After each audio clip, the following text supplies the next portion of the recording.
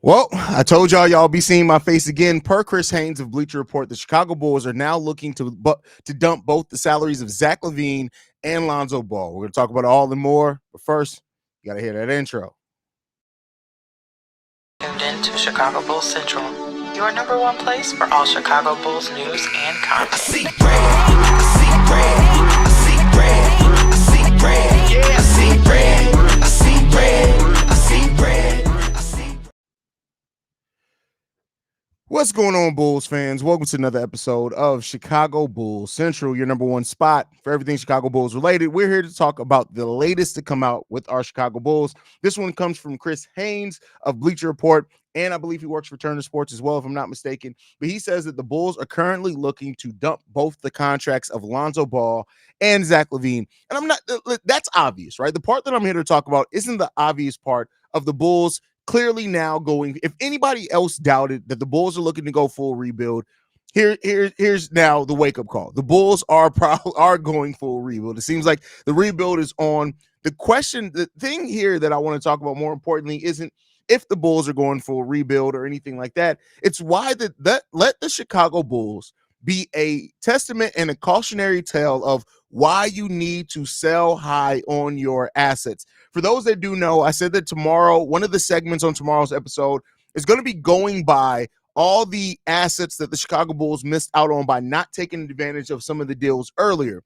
But this goes back to the Bulls. Keep in mind, I want everybody to understand this. In a time now where we're hearing that the Bulls are having trouble, nobody wants Zach LaVine. The Bulls, 2 trade deadlines ago, got offered in the first year of his extension, got offered RJ Barrett, I can't remember the other player, and 2 first-round picks for Zach LaVine at the trade deadline, and they turned that down. Is that a great package deal? No. But you know what that would have been? Had the Bulls gotten to this place, right? And I'm not saying RJ Barrett is like this amazing piece or would have turned the team around. I don't think it would have changed the trajectory of the team. You still would have wound up here 3 years later. The difference is that you would have had 2 additional first-round picks to get this done, and RJ Barrett's contract is about $20 million less than Zach LaVine's. This is why you sell high on assets. The front office and their inability to realize that where this thing was going and to move off some assets is why they're now sitting here struggling to try to move off some of these deals. Now, Lonzo, he's an expiring contract. It is what it is. If they can't move Lonzo, that's cool. The Zach LaVine portion of it, and it's not because of just because of Zach. In no way am I blaming all the Chicago Bulls failures on Zach LaVine, because it's not all on him. But what I am saying is that everybody else almost unanimously saw that this was the route that this thing was going. The Bulls were the last ones to see it, and thus it sets them in this situation. We got C-Dub in the building. What's going on, Dub? What's the word? What's the word? How you feeling? I'm just frustrated, bro, because this is just a further example of why this team and their hesitation to come off of assets continues to bite them in the ass, bro. And absolutely, and this seems like a leak cry for help. Like somebody, please come get these guys from us, please. Yeah. And it's kind of pitiful, like you begging and pleading. Let's go off this. Like, you made this mess, you made this bed. Yeah. And now don't choose an easy way out, man. Just don't give them away. I think you still gotta go and try to help your basketball team. You made your bed. You got to sleep in it, and you got to deal with these consequences that you're living in the moment right now. So don't try to take the easy way out. Do not. And that's why I've been telling like Bulls fans is that we have to realize that this thing is not going to be a quick turnaround. This is going to be long. It's going to be ugly. And it's gonna literally be, for us as content creators, people who talk about this team every single day, this is about to be rough, bro. Yeah, it's gonna be rough, bro. This team, bro. What we got on this team, and but if it's a silver lining, I think it'll be more entertaining to watch. Yeah.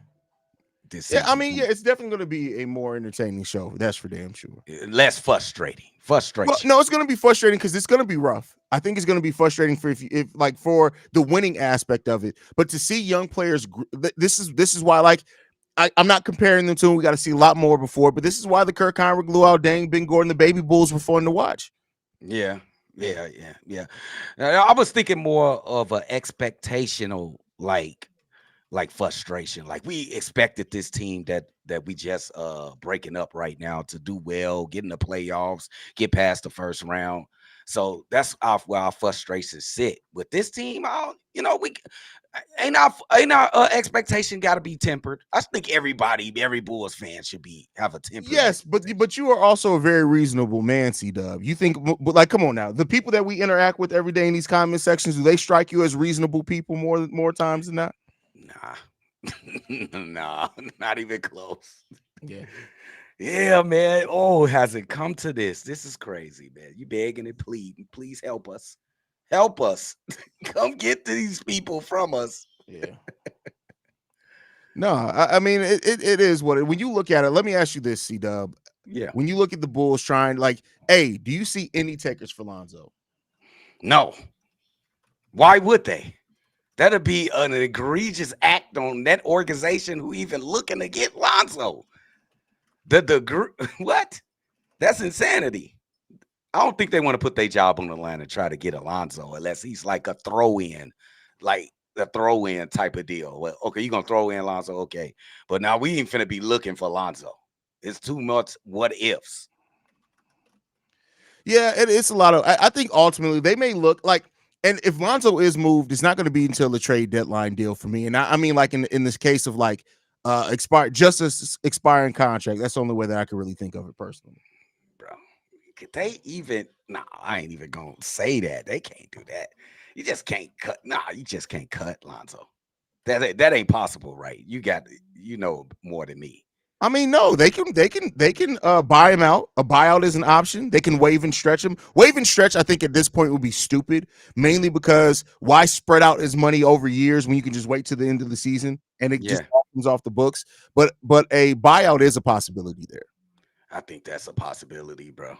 Because ain't nobody gonna want Lonzo right now. It's too much risk right there, bro. Yeah.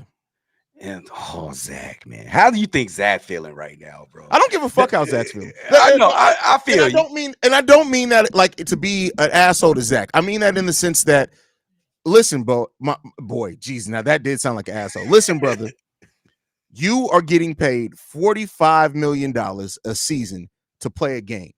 And while I get it, you're for Clutch Sports and everybody wants to play and wants to compete. But at the end of the day, my boy, you were a part of the problem here. You're not the problem, but you are a part of the problem here. This is also partially because guess what?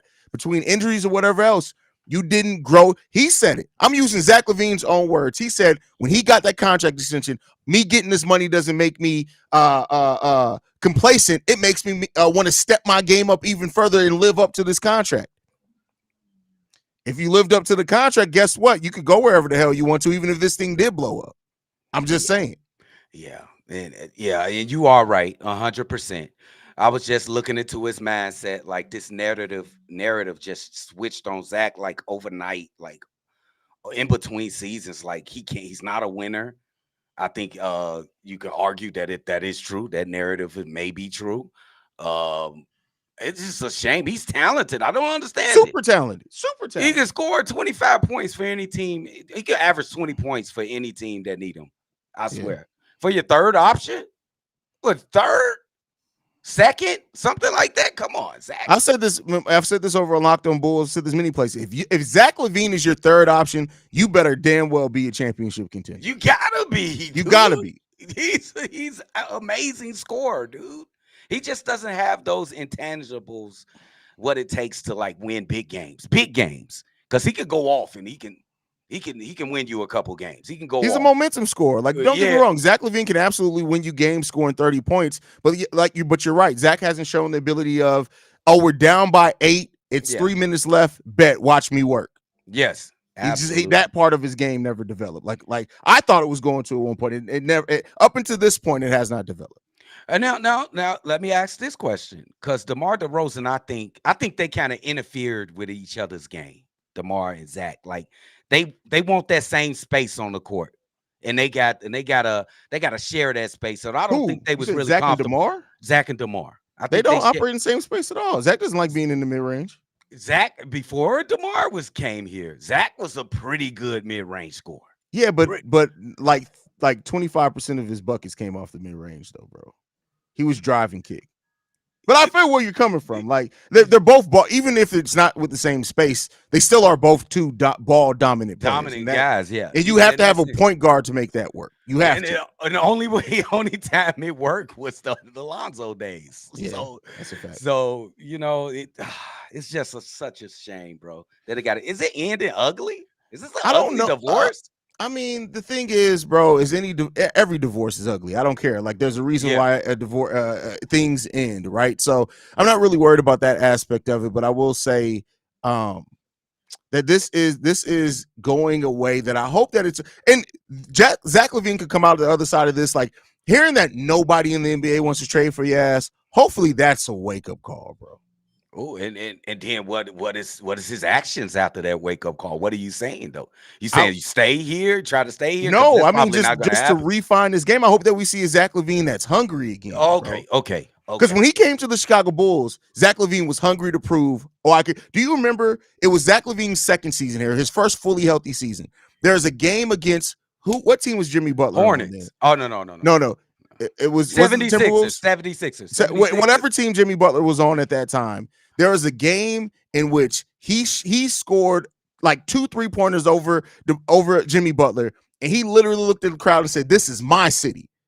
And we ain't never seen that Zach LaVine again, bro. Oh, that was Minnesota for sure. That was Minnesota. Like, so he said, "This is my city," and that's when I saw that, it was like, bet this is the Zach we about to get. And it just has never been consistent. So I hope that this is a wake-up call for Zach to where he gets that edge back and it's like, I got to get this chip on my shoulder. I got to prove the NBA wrong. I see what you're saying. He got complacent. I made it. I got this big contract. I got a max contract. I'm good, but you ain't really good, bro. You ain't really good. You got to continue to keep your trajectory going upward, bro, getting more. Oh, you are right, bro. I never thought of it like that, bro. Damn, Zach. Man, this hurt, man. This seemed like this bad, bro. Why we leave it like this, bro? Why we breaking shit and leaving? The reason why is because this team had so much promise. And I always go back to, and somebody said on Twitter earlier today, they were like, well, you always like, I always try to look at it and say, well, damn, that team was so good. And it's like, yeah, they were good. You remember. I remember people used to, because during that time, we were on the 9-game winning streak. I'm like, hey, y'all, don't believe this. This team's going to start losing games. People were like, oh, my God, Haize, are we winning or are we not? Why are you tripping? I was like, hey, listen, I see some things that are a little concerning. But I think overall, no matter how you saw that team finishing that season, had they stayed fully healthy, if the last 2 off seasons would have been, let's add to what this team is missing instead of we got to replace what Zoe brought, I think this team would have been in such a different place than what it was right now. That's just my personal opinion. Oh, definitely. They got left behind. The plan had to get halted for a little bit because of Lonzo. That stopped a lot of shit. But, man, the Bulls, you just got to get this thing done, dude. You got to just get this bad taste of our mouth because it's turning ugly, and I don't like it because we had some good memories with DeMar DeRozan and Zach LaVine. Oh, my God. Who's going to tell Vooch that he got to get the hell out? Nobody. He gotta go, bro. Bro. I can't wait to Nicholas. You may have won the bet on Zach Edey, but I can't wait for you to be on this opening day roster because we're gonna have to do a live show. I'm just gonna be like, oh, bro. Hey, Dub, who that starting center at in that lineup? I just want you to read that out for me real quick, Dub. Nicky Vucci. Just nasty. Come on, Drip. Come on. Then be honest, man. You want this guy back without these other 2 guys here, and not even Alex Caruso, without DeMar or Zach LaVine? No, Vooch. Do you want Vooch back here? If DeMar and Zach are gone, I'm not saying but I'm saying in the grand scheme of things, no, I want a different center. But I'm saying in reality of what we have, yeah, he's still the best option in center, and I think that he'd be even. Defensively, he's going to be what he is defensively, but we'd see a much better offensive Nikola Vucevic just by the nature of DeMar not being on the team. And I'm not blaming DeMar for it, but much like you said with Zach and DeMar, Vooch and DeMar literally start their offense from the same exact spots. You can look at the chart. There's an overlap. Now, Vooch likes to finish closer to the rim, whereas DeMar likes to stay and finish in the mid-range. But when you have 2 players that both like to start on those elbows, the high post, it's just difficult to get going. So I think it'd be a much better offensive player, at least with DeMar DeRozan gone. Brazil popular. Come on, bro. That news happened 3 hours ago. You've been following this channel for the 3 years I've been around. This is the third video since the Jalen Smith video, my boy. You right, man. What are you talking about? You know my dog putting in that work, man. You already know. So. Jalen Smith gonna be solid too. I like Jalen Smith, bro. I wouldn't mind him starting either. Wouldn't mind him starting. I'm sorry. You just at this point, bro. Somebody could tell you right now that they're bringing. You just want a different starter. You'd rather start Cristiano Felicio over Vucevic at this point. That's insanity, bro. I ain't like that far. That's too far. You just want a different center, bro. It's like everybody it's okay, do. Everybody do, bro. Everybody do. Defensively, we ass in the paint, bro. Come on, man. And it ain't gonna get no better. That's not just Vooch though, bro. Like. You got to realize our pick and roll defense, when Alex Caruso wasn't on the court, our pick and roll defense was in the garbage. And I love what Kobe did. I even love Io, and Io was a really good on-ball defender. But we go back and look at those possessions. Pick and roll, Io and Kobe, they got better over the course of the season. At the beginning of that season, them motherfuckers suck, bro. As a team, I don't know what it is. The Billy Donovan-ism, like I said, the Gutsy-ism rubbed off on these motherfuckers or something, bro. Like, it's bad. It was bad. Bro. You may be right, and I do not question your research skills. But if you look at them games, you know that Vooch is the main problem on the pick and roll. He's the main. He's not the main problem. He's not the main problem. He's not the main problem, bro. He got trash overall. He can't do more than two things. He can go, he can show, but he can't get back to the paint and guard the paint. You're right, but you know what else also helped that though, bro? Because don't act like that's the only thing in pick and roll. How many corner threes did we give up in pick and roll? We did. We did. And that's not on Vooch. That ain't on Vooch. That's on the person picking up the pick, man. It's not. Do you remember 2 years ago when Doc Rivers and Greg Popovich at the end of games just ran like 8 straight pick and rolls on Vooch? Just do it. That's how we gonna win this game. 2 years ago. And that's how we came up pick and roll, pick and roll, pick and roll, pick and roll, pick and roll, pick and roll all day. Because that was the pick and roll game. I said pick and roll, I think like 150 times. Yeah, bro. Like, come on, man. Yeah. I'm just like that, Joe. Why do people keep clamoring for James? Like, I really don't understand that. I feel like the Chicago Bulls fans, they snowball with something. One person say, "Hey, James Wiseman." Oh, James Wiseman? What do you say, James Wiseman? You know who we need, James? Have y'all watched James Wiseman play the game of basketball? Bro, come on, y'all. Don't say anything. I'd rather Oprah tickle my asshole than watch James Wiseman play basketball for the Chicago. She rich now. She rich now. Hey, bro, what is this infatuation with James? I don't get it. I know he got the size, but wasn't this guy a #1 pick back in the day? Who, Wiseman? Was he number 2? I don't remember what he was Wiseman like a high pick, top 5. It was too high. It was too high. It don't matter. It was too high. He still ain't got his career in order. Like, damn, what's up? He got the size. He got skill around the basket. What skill? Where have you seen you? When have you watched James Wiseman and said, "Hey, that's a skilled dude"? You ain't watched that Piston game against the Bulls last year? Game? Yeah. Kobe Brewer had a 50 score. Anybody, all these are great players in the NBA. You eventually snap off 1 time, 2 times out the season, bro. Bro, happen, bro. Bro. I'd rather bring Marko Simonovic back than James Wiseman to this team. Bro. Can we find that motherfucker? Where he at? I don't know where he probably somewhere in Croatia living like a king, bro. Living like a king, bro. Laughing at us. Laughing at us. Look at these motherfuckers now. Look at them now. Steady sending me to the G League and shit, man. Don't you see I'm killing the G League? Y'all wouldn't give me a chance. Maybe because you kept getting dunked on, Goofy. Every time you get in the damn game.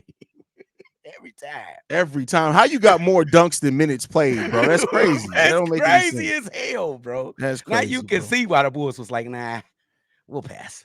Yeah, we'll pass. We good on that. We good on that. This man Samir said Jalen Smith is the next Dwight. Damn, why y'all crazy? You know, Dwight Howard won multiple Defensive Player of the Years. You know something something that we got to stop doing, like, is forgetting.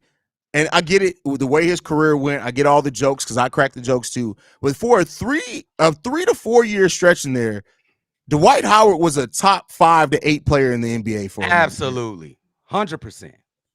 100%. He's never getting that. And this is another thing. This is about as bad as the Wiseman. Come on, Mark. What are we doing, bro? He can't come in the United Center anyway. He can't come in any NBA property. He probably blackballed. Man, that's crazy, bro. That's wild, man.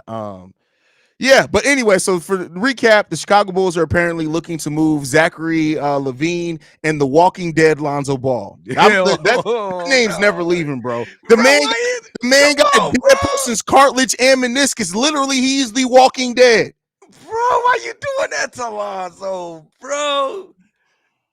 He has a dead man's knee in his knee. He is the Walking Dead. We know, bro. But dang, man, give Lonzo a little. You know what I'm saying? Lonzo trying to get back to the game he love, bro, and he getting ready to get. And that's fine. He gonna do that on the bodies of dead people. Like, what you mean? Like, this one Drip, man. He cold-blooded, man. He cold-blooded, man. But Yeah, he's true though. It's true. It's true though. Y'all know I don't hold back nothing. I give them exactly how I feel. That's it. Oh, bro, 100%. But all right, man. Any last thoughts, Dub, before we get up out of here, brother? Hey, it's been pretty busy day, man. Drip is in his like 4th, 5th podcast. Stay tuned for about 3 more. I think this is hold on. Well, we're gonna count how many episodes am I in for today? That's 1, 2, 3, 4, 5 episodes today. 5 episodes. Is that already. just Bulls? No, 4 Bulls, 1 NBA Central. I'm about to do Bears next. Bro, we halfway. We 2. You see how much hard work this guy right here is? Shout out to Drip, man. Keep doing it, man. Keep showing the way. Motivation for sure. Damn.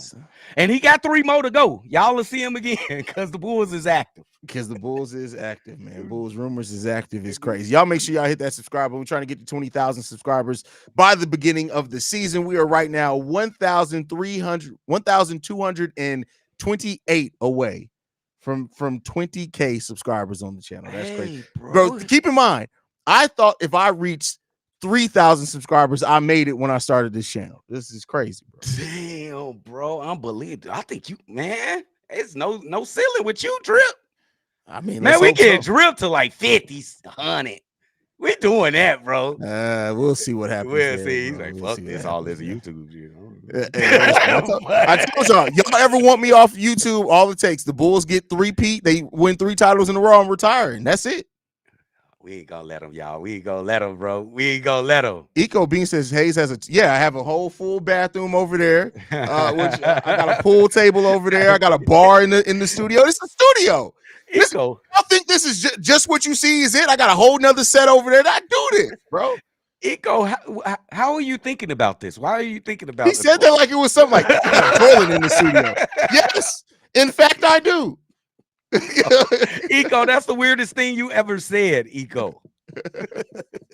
That's hilarious, man. All right, man. I love you guys, man. We'll be back again today. I'm sure at some point we'll get all of us, C-Dub, Bobby, Steve-O, maybe even Big Kev. I don't know what Big Kev's work schedule is. He worked that grown man hours. He overnight lately, so it is what it is, man.